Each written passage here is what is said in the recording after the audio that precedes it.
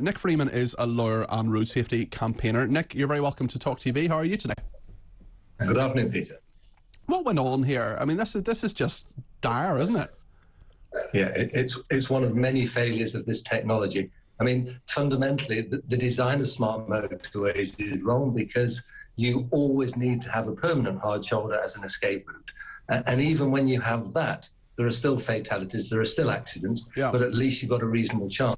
We've had so many instances of this technology failing. So we've got the fundamental design of the smart motorway failing, and then we've got the technology supporting it, which is also inadequate. And we hear time and time again that there's a problem with this technology. It was closed for 7 hours on Wednesday on 75% of all lane motorways.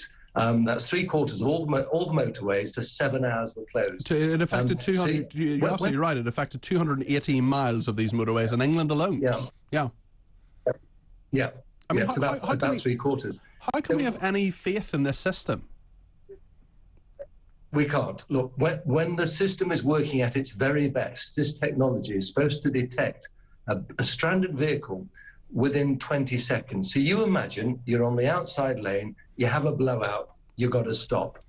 You're going to sit there for 20 seconds before the technology actually says, right, we need to close this lane. Then we wait how long? So we could stop this interview and just pause and imagine ourselves sitting in that outside lane for 20 seconds before anything happens, and then another 30, 40 seconds before they manage to successfully close that lane to stop other vehicles coming up behind you, at least a minute.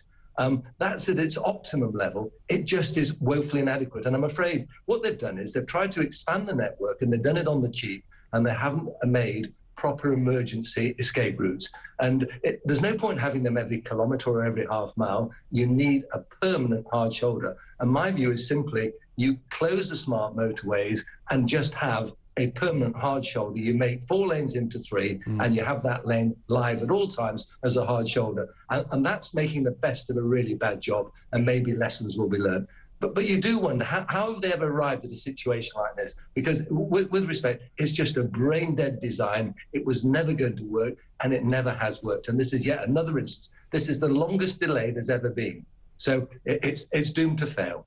My goodness. Well, I mean, there's so much that doesn't seem to work about that. There's so much risk as well. I mean, you talk about if you have a blowout or something happens in 20 seconds before something happens. I don't want to be sitting there for 20 seconds on a motorway. I don't want cars that are going at 70 miles an hour or more behind me and having to swerve. Or, I mean, where do they swerve? Especially if all the lanes are full. I mean, it just, even the concept of a smart motorway is kind of making me nervous.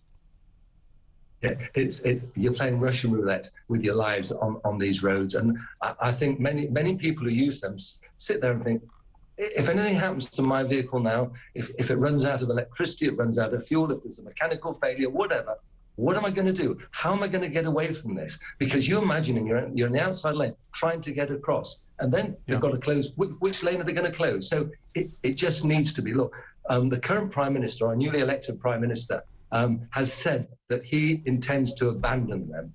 He didn't say that in his role as Prime Minister, but I hope he's as good to his word, and I hope he says, look, we need to do something urgently.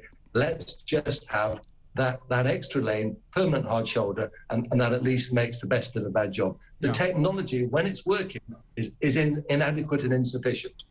Well, I mean, you make a very, very good point. So that's Nick Freeman there, lawyer and road safety campaigner. Nick, thank you very much indeed.